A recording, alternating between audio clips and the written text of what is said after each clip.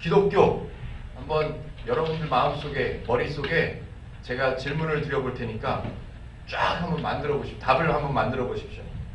기독교에서 중요한 단어 베스트 10,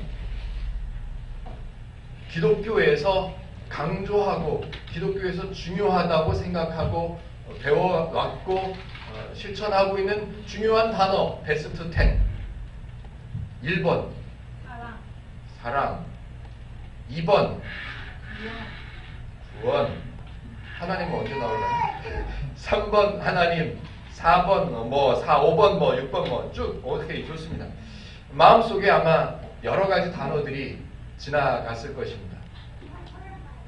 그 10개의 단어 중에 베스트 10 중에 순종이라는 단어가 혹시 들어있습니까? 아마 기독교에서 순종이라는 단어를 빼놓으면 아마 섭섭할 것 같습니다. 한국의 기독교에는 특별히 그 순종이라는 단어를 귀하게 여기고 순종이라는 단어를 소중한 단어로 기독교 안에서도 인정해왔고 그렇게 강조해왔고 가르쳐 왔었습니다. 순종이라는 단어를 제가 사전에서 찾아봤습니다. 인터넷에 사전으로 찾아보니까 두 가지 의미가 주된 의미로 나타나는데, 첫 번째는 순순히 따른다라는 의미를 갖고 있고, 또 하나는 순수한 품종, 이거를 순종이라고 합니다. 도훈이는 순종인지 뭔지 잘 모르겠습니다만 하여튼 두 가지 의미가 있습니다. 순순히 따른다는 의미가 있고 순수한 품종이라는 의미가 있습니다. 우리가 말하는 순종이라는 단어는 순순히 따른다라는 말의 의미를 갖고 있는 단어를 생각하고 있죠.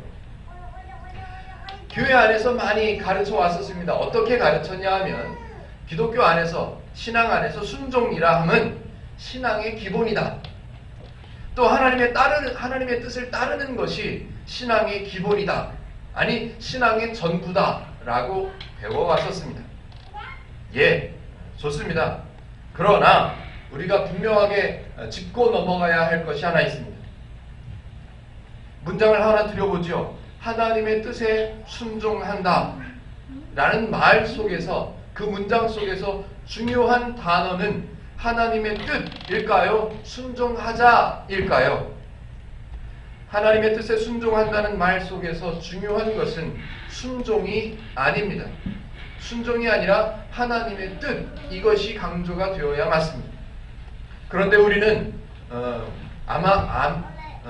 은연중에 하나님의 뜻에 순종하라 라는 말 속에서 하나님의 뜻에 주요점을 두기보다는 순종하라 라는 말에 강조점을 두고 있었던 것이 사실입니다. 사울 왕 이야기를 잠깐 드려보죠. 사울 왕은 첫 번째 왕입니다. 이스라엘 백성 가운데 이스라엘 백성들이 왕을 달라고 요구한 이래에 첫 번째로 왕이 된 사람 사울입니다. 사울 왕, 전쟁이 있을 때마다 전쟁을 앞두고 하나님 앞에 제사했습니다. 또는 전쟁에서 승리한 후에도 하나님 앞에 제사했습니다. 사무엘이라는 선지자하고 함께 제사를 주로 했었지요. 그런데 어떤 때는 사무엘이 도착하기도 전에 마음이 급한 나머지 전쟁을 앞두고 스스로 혼자서 백성들과 하나님 앞에 제사를 드린 경우도 있었습니다. 사울은 어떻게 생각했을까요? 사울이 나는 하나님의 뜻에 순종했어 라고 생각하고 있을까요? 아니면 나 혼자 제사 드린 것은 하나님의 뜻을 거스르는 거였어 라고 생각했을까요? 사울 왕은 하나님의 뜻에 순종했다라고 생각했습니다. 사무엘상 15장 13절, 혼자서 제사를 드렸어요. 그리고 나서 전쟁에서 이겼어요. 그리고 나서 사무엘 선지자가 왔어요. 그랬더니 사무엘 선지자에게 사울 왕이 하는 말이 이렇습니다. 사무엘이 사울에게 이른즉 사울이 그에게 이르되 원하건대, 당신은, 사무엘에게 하는 말이에요. 당신은 여호와께 복을 받으소서. 내가 여호와의 명령을 행하였나이다 라고 말합니다. 사울 왕은 사무엘 제사장과 함께 제사를 드려야 된다는 것을 알고 있음에도 불구하고 마음이 급한 나머지 사무엘이 도착하기 전에 사울 왕이 스스로 제사를 했습니다. 그러면서 사울 왕은 어떻게 생각했냐면 나는 여호와의 명령을 따랐어 라고 순종했어 라고 생각했다는 거죠.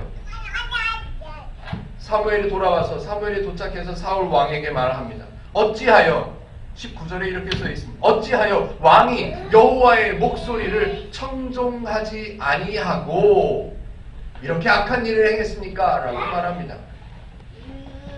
사울 왕이 생각하는 순종이라는 것을 사무엘은 지적합니다. 뭐라고요? 악한 일이라고.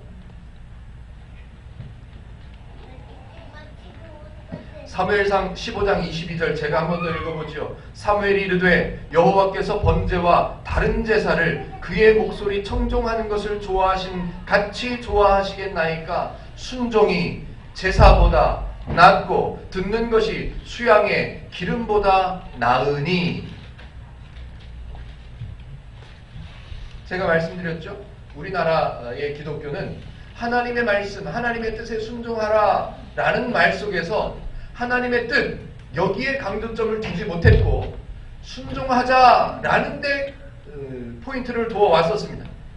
그런데 사무엘상에 사무엘 선지자가 하는 말은 순종하는 것, 그게 중요한 게 아니고 하나님의 뜻을 아는 것, 하나님의 뜻을 듣는 것, 하나님의 뜻을 배우는 것, 그것이 더 중요하다고 말하고 있습니다. 그리고 오히려 사울 왕이 순종했다라고 말하고 그렇게 생각하고 있는 그 순종에다 대고 악한 일이라 라고 지적합니다. 그 얘기를 듣고 사울 왕도 인정했습니다. 사울 왕도 어쩔 수 없죠. 알고 있었는데 모르고 있었던 것이 아닙니다. 알고 있었습니다. 그럼에도 불구하고 나는 순종했네 라고 말했던 거죠.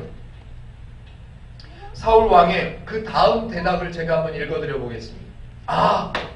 우리 같으면 내가 하나님 앞에 잘못했구나, 내가 잘못 알았구나, 하나님 용서해 주세요. 이제 바르게 생각하겠습니다. 이제 하나님의 뜻을 듣는 일에 열심을 다하겠습니다. 순종하는 것보다 하나님의 뜻을 듣는 것이 더 중요하군요. 알겠습니다 라고 하면 참 좋겠는데 사울 왕 이렇게 대답합니다.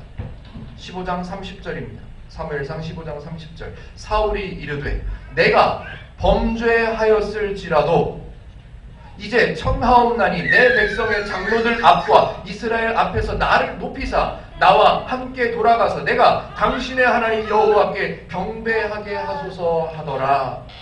이게 무슨 말입니까? 이런 거예요. 나는 죄를 범했습니다. 나는 하나님의 뜻을 거스렸습니다. 나는 잘못했습니다. 오케이, 그건 넘어가고 나한테 중요한 것은 사람들이 나를 어떻게 보느냐, 이게 중요하니까 사무엘 선지자여, 사람들 앞에서 나를 좀 높여줘라. 내가 잘못한 거 인정할게. 그건 넘어가. 그건 중요하지 않으니까 대신 사람들 앞에서, 이스라엘 백성들 중에 장로들 앞에서 나를 좀 높여다오. 높여주는 방법 내가 얘기해 줄게. 어떻게 하냐면 나로 당신과 함께 돌아가서 당신의 하나님 여호와께 함께 제사하게 해다오. 하나님 앞에 예배하고 하나님 앞에 제사하는 것이 하나님을 기억하고 하나님을 배우기 위함이 아니라 사울 왕은 하나님을 잊어버린 상태에서 지금 뭐라고 말하냐면 사람들이 나를 좀 존경할 수 있도록, 사람들이 볼 때 내가 믿음이 있는 사람인 것처럼 보이도록 당신과 함께 가서 당신의 여호와께 나도 제사하게 해다오 라고 말합니다. 하나님의 뜻을 알지 못하는 순종, 하나님의 뜻하고는 상관없는 열심, 그것은 하나님을 향한 믿음이 아닙니다. 신앙도 아니고 하나님을 향한 기독교가 아니에요. 하나님의 뜻을 알지 못하는 순종, 또 하나님의 뜻과는 상관없는 신앙적인 것 같아 보이는 열심, 그런 것들은 자신의 명예를 지키기 위한 수단으로 사용하는 것이고 자신의 부를 축적하기 위한 방법으로 사용합니다. 그런 죄인들의 사고방식, 거기에 넘어서지 못합니다. 오로지 사람들에게 보여지는 것만 신경 쓰게 되어 있습니다. 하나님을 모르면, 하나님을 잊어버리면, 하나님의 뜻을 듣는 일에 열심을 다하지 않으면 기독교의 역사를 살펴보면, 저도 뭐 많이 공부하지는 못했지만 기독교의 역사를 살펴보면 성경을 몰랐기 때문에, 성경을 바르게 읽지 못했기 때문에, 좀 오늘 성경의 표현대로 말하자면 하나님의 뜻을 청종하지 않았기 때문에 기독교라는 이름으로 잘못 행했던 악한 일들이 역사적으로 얼마나 많은지 모릅니다. 그럼에도 불구하고 지금 이 시대에도 성경을 바르게 배워서 하나님의 뜻을 알아야겠구나 라고 말하는 사람들이 많지 않다는 겁니다. 하나님의 뜻하고는 상관없는 열심, 이 열심을 행해야 됩니다. 이 수고를 해야 됩니다. 이 헌신이 있어야 됩니다. 여러분, 이것이 하나님의 뜻에 순종하는 길입니다. 순종합시다. 순종합시다.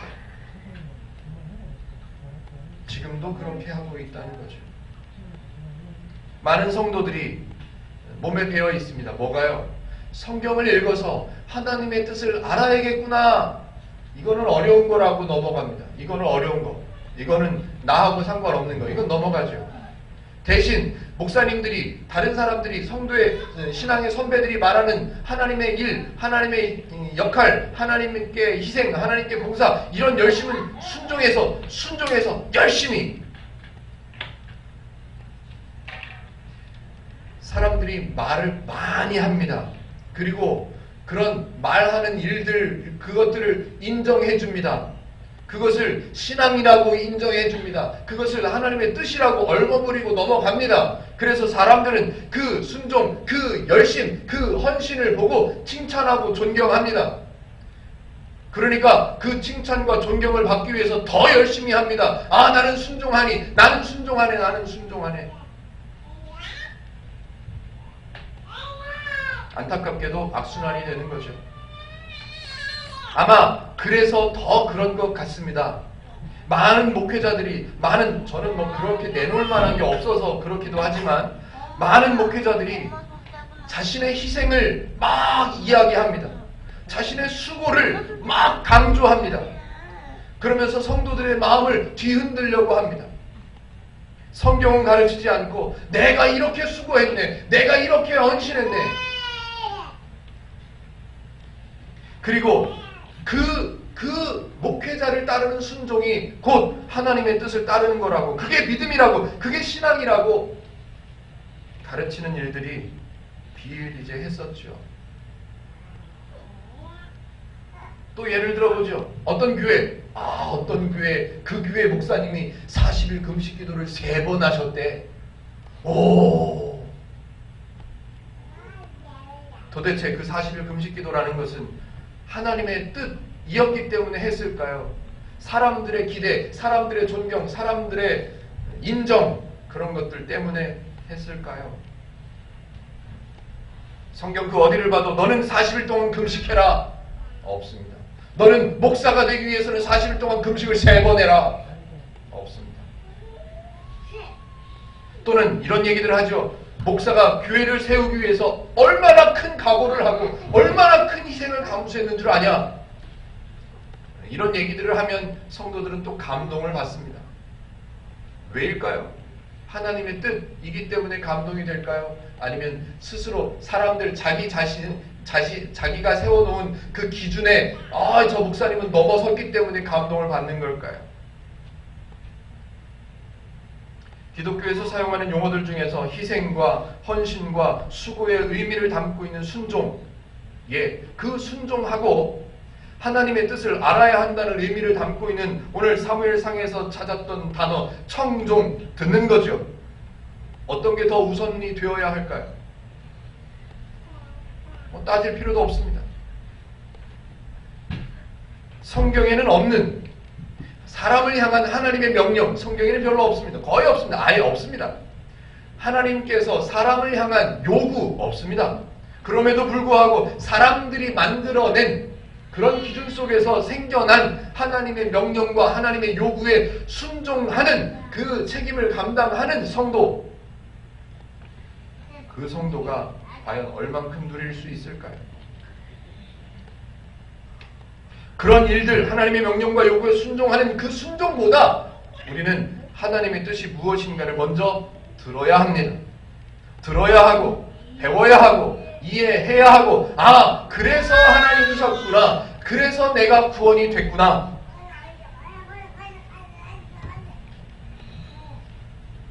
지금까지 로마서 1장부터 우리는 바울이 설명하는 하나님을, 바울이 설명하는 기독교를, 바울이 설명하는 성도의 의미를 배워왔습니다.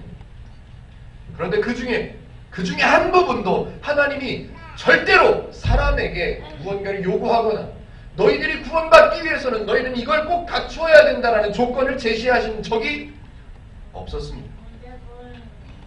또는 하나님께서 이러이러한 것들이 필요하셔서 내가 이게 필요하니까 너는 이걸 감당해라 라고 말씀하신 것도 아무것도 없습니다. 그런데 왜 이렇게 되었는지 모르겠지만 지금 우리나라 기독교 안에는 하나님을 위해서 행해야 되는 순종의 내용들이 무지하게 많습니다.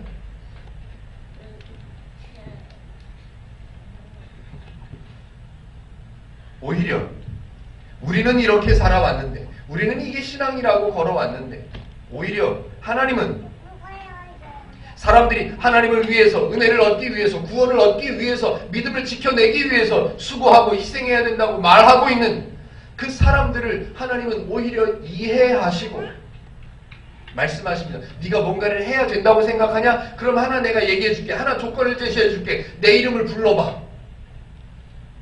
일 같지도 않은 일, 아무것도 힘들지도 않고 아무 생각 없이 그냥 내뱉어도 되는 일. 내 이름을 불러봐. 내가 그걸 조건으로 제시해 줄게. 너 그냥 불러. 로마서 10장 13절이었죠. 지난주에 읽었었던 구절입니다. 누구든지 주의 이름을 부르는 자는 구원을 받으리라.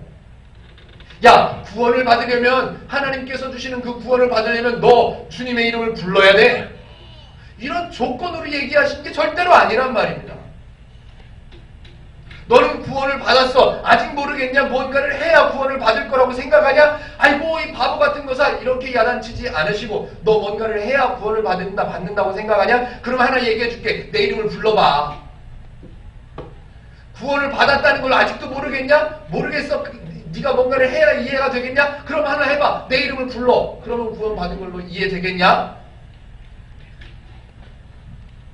구원을 받기 위한 조건으로 말씀하신 구절이 절대로 아닙니다. 그런데 우리는 그렇게 배워왔었던 경우도 있었습니다. 주의 이름을 부르는 자는 구원을 얻는데 주의 이름을 아무나 부르는 줄 알아? 주의 이름을 쉽게 부를 수 있는 건 줄 알아? 하나님이 붙잡으시고 하나님이 선택한 사람, 믿음이 있는 사람, 그 마음에 믿음을 가진 사람, 그런 사람들만 주의 이름을 부를 수 있는 거야 라고 막 주의 이름을 부르는 것에 대한 그 위엄과 무게와 중요함을 막 강조해냅니다. 아니요, 성경은 그렇게 말씀하신 게 아닙니다. 아무것도 아닌 거잖아. 그냥 불러봐. 어떤 학자, 누군지는 아무리 찾아봐도 모르겠고요. 어떤 학자의 연구에 따르면 바리새인들, 이때 당시에 바리새인들이 성도들에게 이런 것들을 지켜야 돼 라고 제시한 율법의 종류가 613가지였답니다. 해야 된다는 거 반, 하지 말아야 되는 율법 반, 이렇게 해서 600개 이상의 율법을 만들었었답니다. 그리고 그 율법을 다 지켜내는 것이 좋은 믿음을 가진 사람이라고, 그게 신앙이라고, 그리고 그것이 하나님의 뜻이라고 외쳐댔었다고 합니다. 따져보지요. 따져볼게. 죄인을 성도로 만드셨어요. 죄인을 성도로 삼으시는, 죄인을 성도로 만드시는 일, 그 일은 하나님만 하실 수 있습니다. 하나님이 하시는 일입니다. 하나님의 일입니다. 사람이 하거나, 사람이 보태거나, 사람이 도움을 주거나, 사람이 협력하거나 그런 게 없습니다. 100% 하나님께서 하시는 일, 하나님이 하시는 일, 하나님만 하실 수 있는 일. 그렇지. 감동받고 있어요. 그리고 그 하나님의 일을 진행하는 방식을 성경의 표현을 들자면 하나님께서 사람을, 죄인을 성도로 만들어 가시는 그 하나님의 일을 진행하는 방식이 은혜라고 합니다. 조건도 없어요. 대가도 없습니다. 이유도 없습니다. 그냥 사람이기 때문에, 하나님의 백성이기 때문에, 하나님께서 창조하신 하나님의 자녀들이기 때문에 은혜의 원리로 사람을, 죄인을 성도로 만드시는 하나님의 일을 하나님이 감당하셨습니다. 이걸 복음이라고 하죠. 이게 기쁜 소식이지요. 야, 구원을 받기 위해서 하나님께서 이루시긴 했는데 우리가 이것도 해야 돼, 우리가 저것도 해야 돼. 이건 복음이 아니죠. 숙제죠. 조건이죠. 거래죠. 하나님은 사람들에게 거래를 제시하신 적이 없습니다. 거래 같지도 않은 거래를 하시죠. 니네가 뭔가를 할래? 그럼 내가 조건을 제시해 줄게. 구원을 받기 위해서는 네가 내 이름을 불러라. 이게 거래입니까? 이게 거래가 안 돼요. 복음이라고 하는 거죠. 복음 한 번만 더 정리해 보죠. 하나님이 죄인을 구원하셔서 성도로 세우시는 과정, 제가 한번 읊어보지요. 첫 번째, 하나님께서 사람을 창조하셨는데 사람이 죄를 범해서 하나님을 잊어버려서 그 사람이, 하나님께서 창조하셔서 같이 살자고 만드신 그 사람이 하나님과 단절되어 버리고 죄인이 되었습니다. 두 번째, 죄인인 것을 사람들은 모르고 살아요. 죄인이 된 것을 사람들은 몰라요. 그러기 때문에 하나님께서 판단하셨습니다. 그래서 구원하시기로 결정하시죠. 이게 두 번째입니다. 세 번째, 구원을 이루긴 해야 되겠는데 쟤네들한테는 아무 가능성이 없어요. 눈꽃만큼도 쟤네들한테 맡기거나 쟤네들한테 제시할 만한 조건을 감당할 수 있을 만한 내용이 아무것도 없어요. 그걸 아시기 때문에 하나님은 스스로 완성하시기로 판단하시죠. 그래서 완성할 수 있는 방법, 하나님 스스로 희생하셔서 구원을 완성하시죠.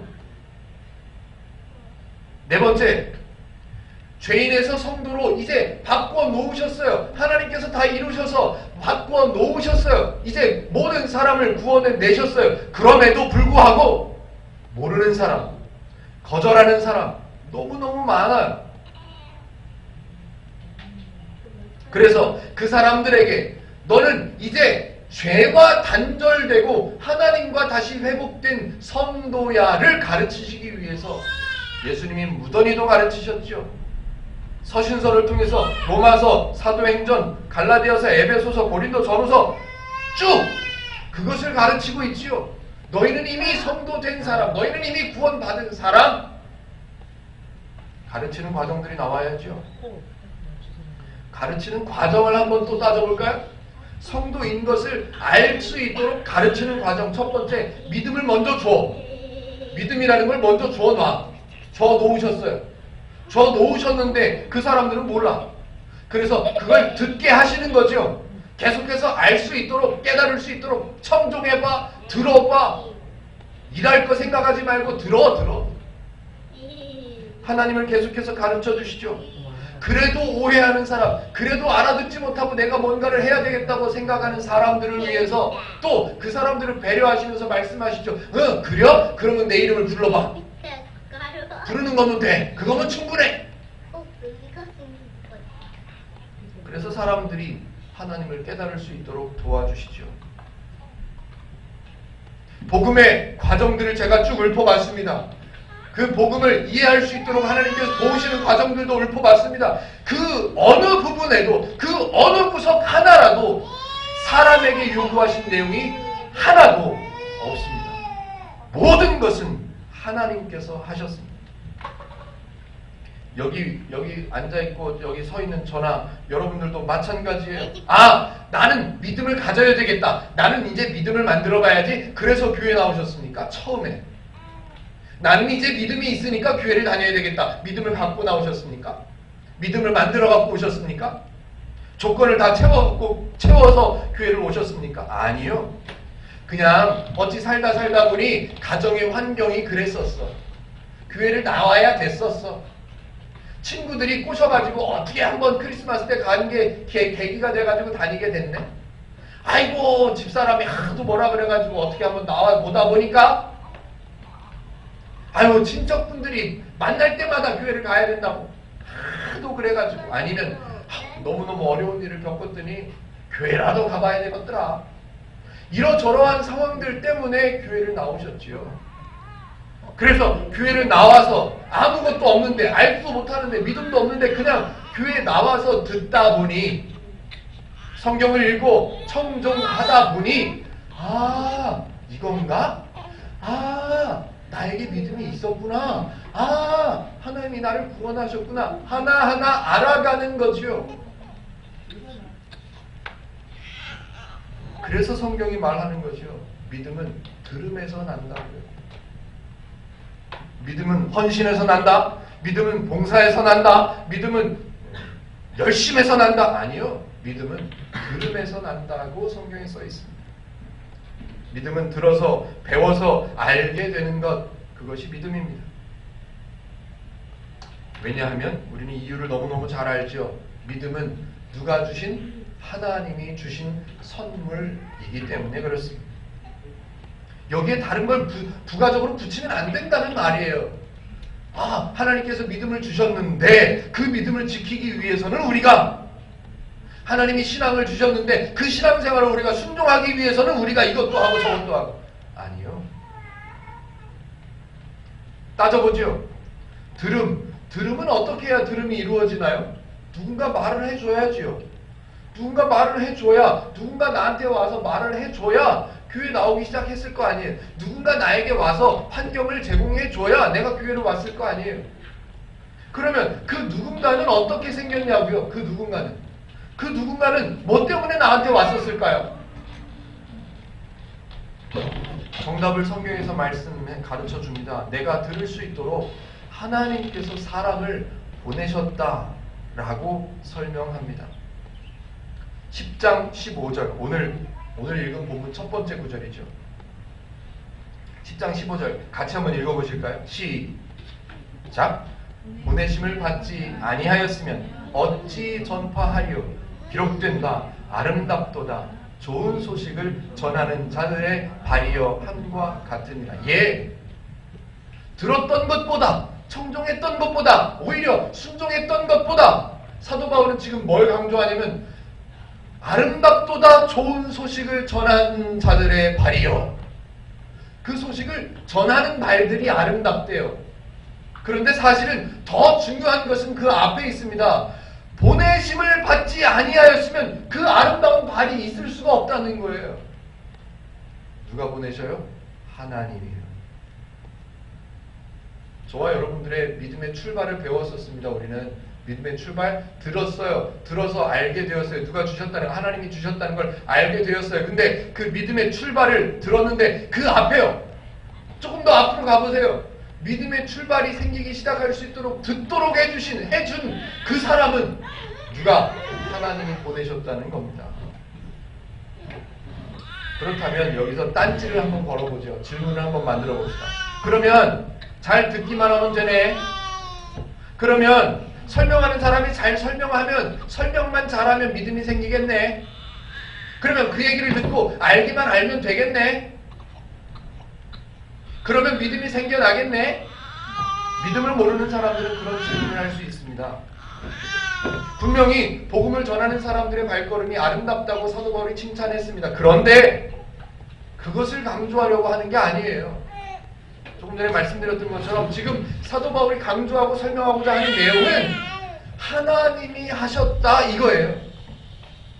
아, 전하는 자들의 발걸음도 아름답고 너희들이 청종해야 되는 것도 중요하고 너희들이 들어야 되는 것도 중요한데 그래야 믿음이 있다는 것을 알게 되는데 중요한 것은 하나님이 하셨다라는 겁니다.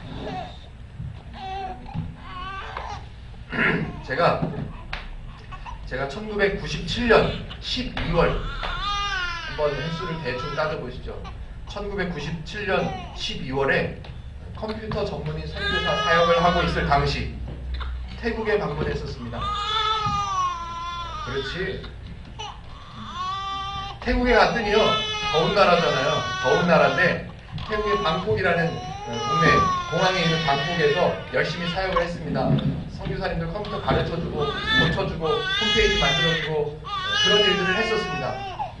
그리고 나서 방콕에서의 사역 과정을 마치고 치앙마이라고 하는 곳으로 북쪽으로 올라가기로 되어 있었는데요. 치앙마이라는 곳이 방콕에서 차를 타고 12시간을 갑니다. 난리 났어요 지금. 낮아. 괜찮아요. 12시간을 가는데 12시간을 이동해야 되기 때문에 현지에 차를 한 대 빌리고 또 거기 현지 운전기사를 이렇게 한 분 모셨습니다. 그래서 12시간을 동고차 안에 꽉 찡겨 타가지고 이렇게 12시간을 다 이동하는데 창밖으로 보이는 장면들이 좀 신기한 장면이 보였어요. 뭐냐면 12월이라고 그랬잖아요. 12월 말에 갔거든요. 12월 말에 갔다가 1월 8일에 돌아왔거든요. 12월 말에 갔는데 그 더운 나라, 그리고 제가 미리 공부하고 왔는데 공부하기로 태국은 불교 나라예요. 불교 나라임에도 불구하고 이상하게 창밖으로 보니까 12월 말에 막 잔치를 하는 거예요. 막 장식을 하고 막 밖에 나와서 음식도 막 그러는 모습들이 보여요. 궁금하잖아요. 그래서 그 운전기사분한테 물어봤습니다. 너희들도 예수님을 알아? 너희들도 예수님을 아냐? 이거를 영어로 물어봤습니다. 제가 유창한 영어로 물어봤습니다. 영어로 Do you know Jesus? 물어봤더니요. 지저스가 뭐예요? What is Jesus? 대답, 그 사람의 대답은 What is Jesus예요. 12월 말에 잔치를 하고 있는 모습을 보고 물어봤는데 너 예수님 아냐? 그랬더니 What is Jesus? 지저스가 뭐예요? 못 들어본 거예요. 그때 12월 마지막 주에 그 나라 왕의 생일이 있답니다.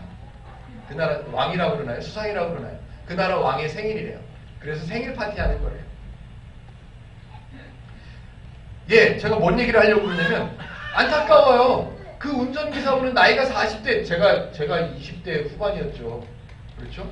제가 20대 후반이었었는데 나이 40세 돼 보이는 아저씨가 지저스를 못 들어봤대요. 자, 반대로 우리나라 경우를 생각해보죠. 우리나라 기독교 인구 분포도를 제가 인터넷으로 어제 찾아봤어요. 개신교, 우리 기독교 22.5%, 천주교 14.2%, 불교 18.1%, 무교 42.2%. 우리를 중심으로 한번 따져보죠. 기독교와 비기독교 따져보죠. 기독교에 속하지 않은 사람이 우리나라의 87.5%입니다. 이게 2013년 통계래요. 87.5%가 기독교를 안 믿어요. 기독교에 속해 있지 않아요. 자, 제가 질문 드려보죠. 우리나라 국민들 중에서 예수라는 이름을 듣지 못한 사람이 있을까요? 없을까요? 아니, 아직 말을 듣지 못하는 민서나 서연이 이런 애들 말고요. 우리나라 국민 중 한국 사람들 중에서 예수라는 이름을 들어보지 못한 사람, 아니, 좀 더 구체적으로 가보죠. 예수님이 사람들을 위해서 십자가에 달려 죽으셨다가 살아나셨대. 이 얘기를 못 들어본 사람이 우리나라에 있을까요? 없을까요? 없어요. 없어요. 좀 양보해보죠. 10명 중에 9명 들어봤다고 칩시다. 그런데 10명 중에 9명이 하나님을 안 믿는데요. 87.5% 사람을 자를 수는 없으니까 9명이라고 치죠. 10명 중에 9명이 다 들어봤는데 10명 중에 9명이 기독교에 속해 있잖아요. 들어서 믿음이 생긴다고요? 들어서 믿음이 만들어진다고요? 그게 아닙니다. 성경이 말하는 것은 믿음은 이미 하나님께서 주셨는데 그걸 설명하는 거예요. 그래서 그걸 들어라. 그 설명을 들으면 믿음이 너희들 안에 있다는 것을 알게 된다예요. 그런데 사람들은 87.5%는 그 얘기를 들었어요. 그 얘기를 알아요. 그럼에도 불구하고 거절하는 거예요. 그럼에도 불구하고 인정하지 않는 거예요. 그래서 이력서를 쓸 때 그네들은 기독교에다 체크하지 못하는 거예요. 기독교에 체크하지 않는 게 아니라 제가 볼 때는 체크하지 못하는 거예요. 안타까운 거죠. 오늘 읽은 본문 18절과 19절을 한번 읽어보죠. 이사야 선지자가 말할 수 있어요. 아니, 다 못 들었잖아요. 사람들이 따질 수 있어요. 저 사람들 못 들었잖아요. 아직 저 사람들 모르잖아요. 그래서 아직 기독교가 아닐 거예요. 라고 따질 수 있습니다. 그런데 로마서 10장 18절 19절 제가 한번 읽어보죠. 그러나 내가 말하노니 그들이 듣지 아니하였느냐? 아니라는 거예요. 다 들었다는 거예요. 그렇지 아니하니 그 소리가 온 땅에 퍼졌고 그 말씀이 땅 끝까지 이르렀도다 하였느니라. 다 들었어요. 다. 한국 땅에 전해지지 않은 곳이 없어요. 그러나 내가 말하노니 이스라엘이 알지 못하였느냐? 알고 있었다는 거예요. 알고 있었어요. 그렇다면 거절하는 사람들, 받아들이지 않는 사람들, 인정하지 않는 사람들 그냥 내버려 두시면 되잖아. 하나님은 참 이상해요. 내버려 두면 돼요. 걔네들. 그냥 걔네들은 힘들어하게 내버려둬. 그냥 걔네들은 믿음을 줬지만 걔네들은 하나님을 거절하니까 내버려둬. 힘들어해도. 아파해도 괜찮아. 내버려둬. 우리 같으면 그럴 것 같아요. 그런데 하나님은 계속해서 그네들에게 전하는 발걸음들을 보내신다는 얘기예요. 그런데 그 발걸음들도 억지로 보내는 게 아니라 하나님을 미리 이미 알게 하셔서 하나님이 너무너무 좋다는 걸 경험하고 누릴 수 있도록 만들어내셔서 그네들이 편하게 기쁘게 아름답게 가서 전할 수 있도록 만들어내겠다는 말씀을 하시는 거예요. 하나님은 참 이상하시다고 말씀을 드렸어요. 하나님은 하나님을 찾지 않고 하나님을 거절하고 하나님을 외면하고 알려주고 들려주고 다 베풀어 줬는데 그럼에도 불구하고 거절하는 사람들 내버려 두시면 될 것 같은데 하나님은 묻지 않는 사람, 하나님이 어떤 분이라고요? 묻지 않는 사람, 그렇게 물어보지 않는 사람에게도 설명하시고 하나님을 찾으려고 노력하지 않고 하나님을 아예 찾을 생각조차 하지 않는 사람들에게 계속해서 그 사람들을 오히려 하나님이 찾으십니다. 하나님은 참 이상해요. 내버려 두셨으면 정말 좋았을 것을. 그냥 하나님 찾는 우리나 신경 써주세요. 그러면 참 좋겠는데 하나님은 절대로 그러지 않으시고 찾지 않는 사람들 오히려 찾아가시고 묻지 않는 사람들에게 일부러 보여주시고.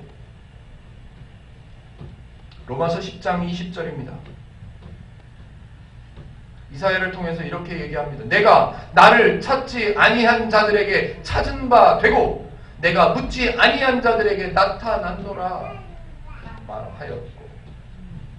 만약에 하나님도 우리들 생각처럼 지금 제가 예를 들어서 제 생각을 예를 들어서 말씀드렸는데 하나님도 저처럼 하나님을 찾지 않는 사람 내버려도 하나님을 부르짖지 않는 사람 하나님을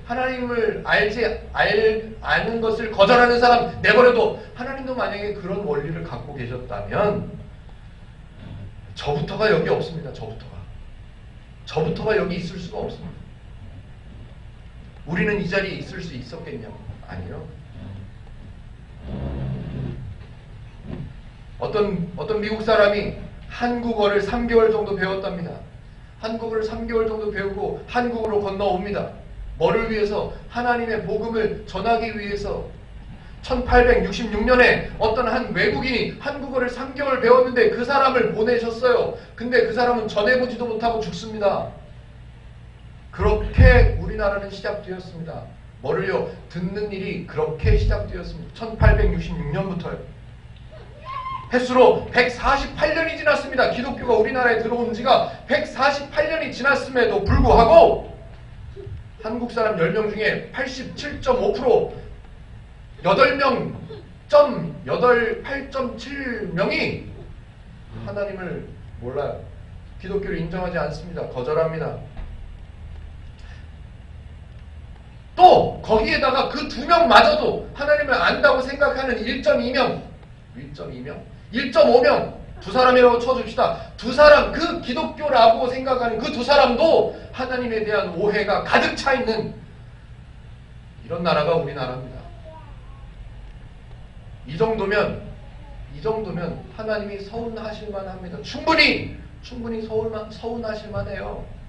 아니, 이 정도면 하나님이 포기하실 만합니다. 야, 내가 148년 동안 들려줬는데 아직도 이 모양이냐? 아직도 나를 찾지 않아? 아직도 나를 알려고를 하지 않아? 포기하실 만합니다.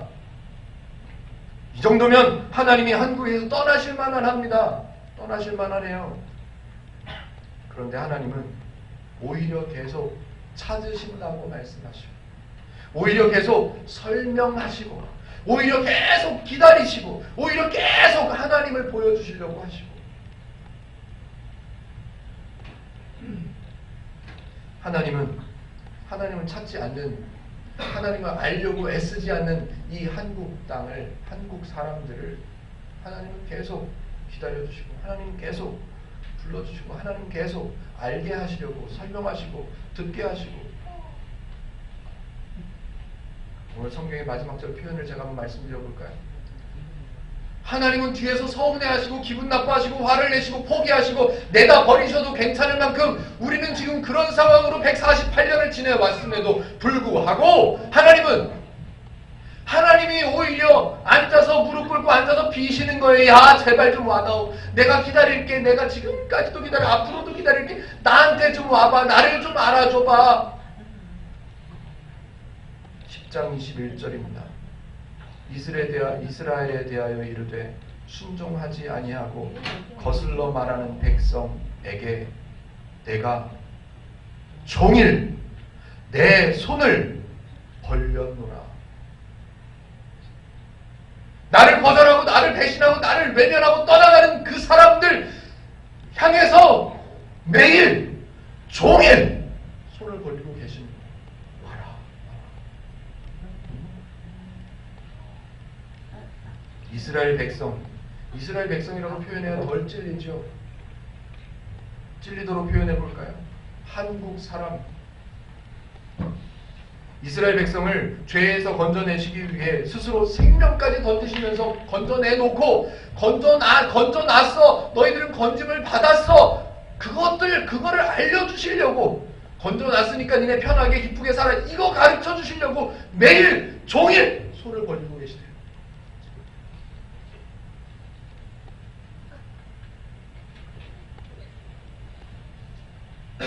이스라엘 백성이 하나님의 은혜를 몰라서 힘들어하면 아픈 분은 하나님이세요. 이스라엘 백성이 하나님을 거절해서 상처를 받으면 눈물은 하나님이 흘리십니다. 이스라엘 백성들이 하나님을 떠나면 하나님은 떠난 자리까지 쫓아가시는 거예요.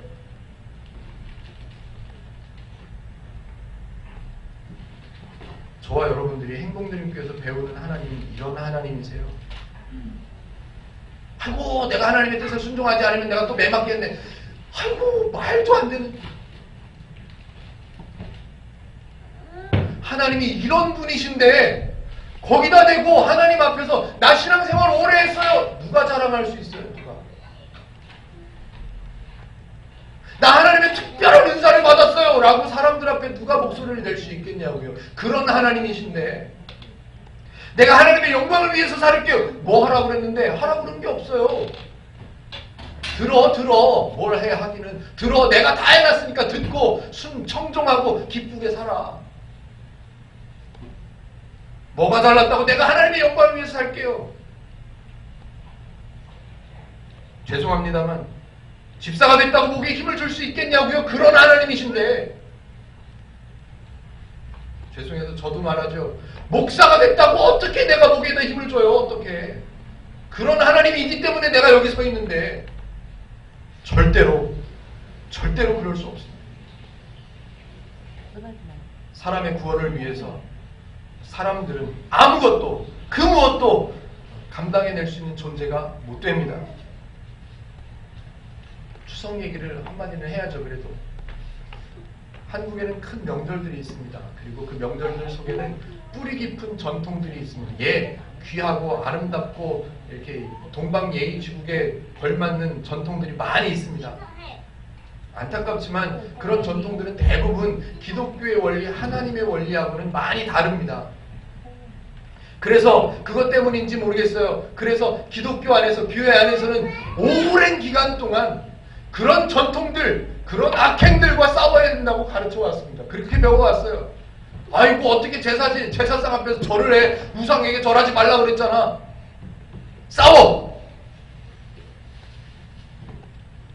싸워야 한다는 생각을 왜 심었을까요? 왜 싸워야 한다고 생각했을까요?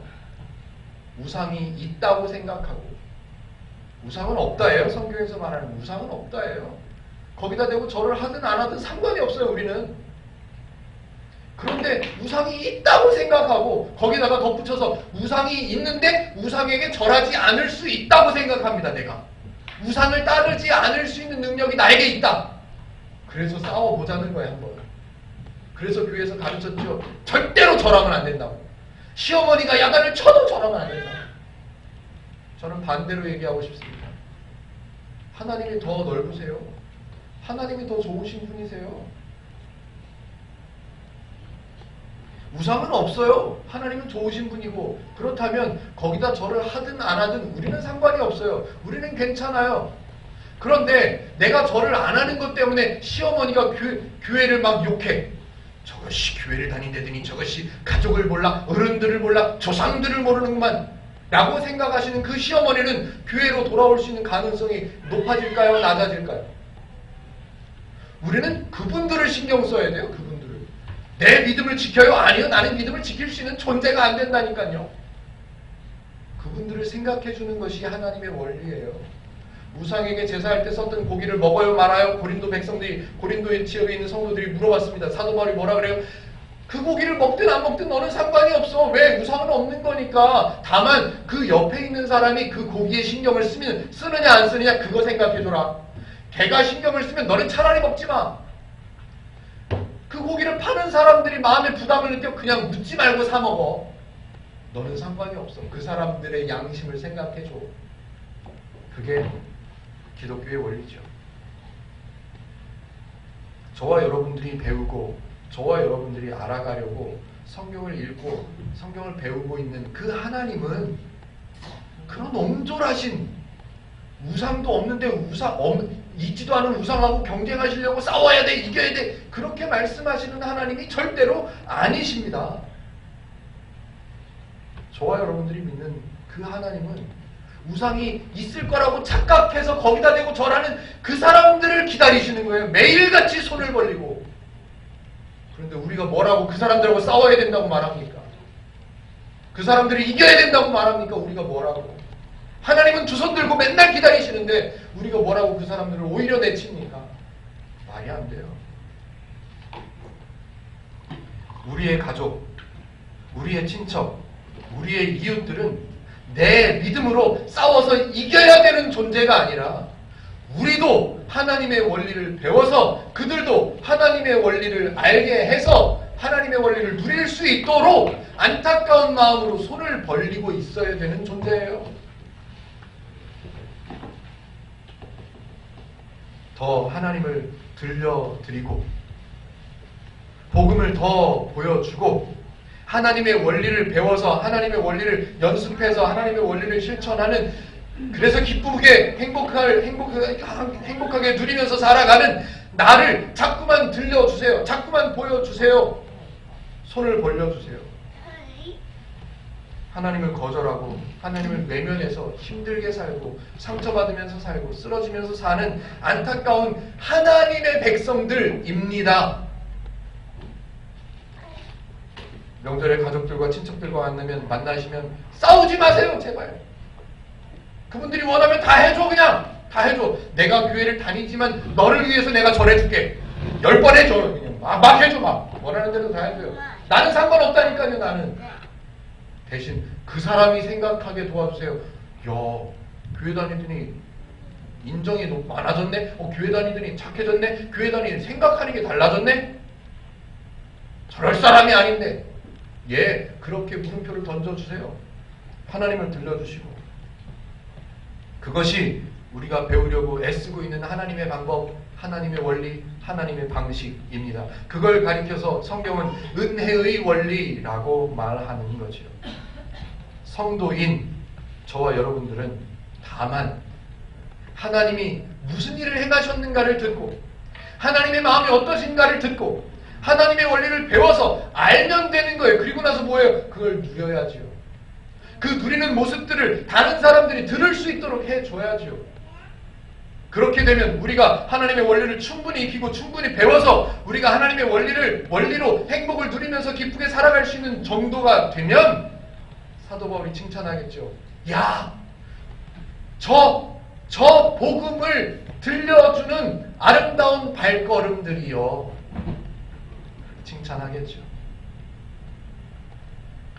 저와 여러분들은 하나님의 원리를 배워서 풍성함을 누리고 행복을 누리고 이번 명절에 가족들에게 하나님을 더 보여주고 들려주는, 손을 내밀고 기다리시는 하나님의 마음을 배워서 친척들을, 가족들을 대하는 저와 여러분들 되시기를 주님의 이름으로 축복해 드립니다.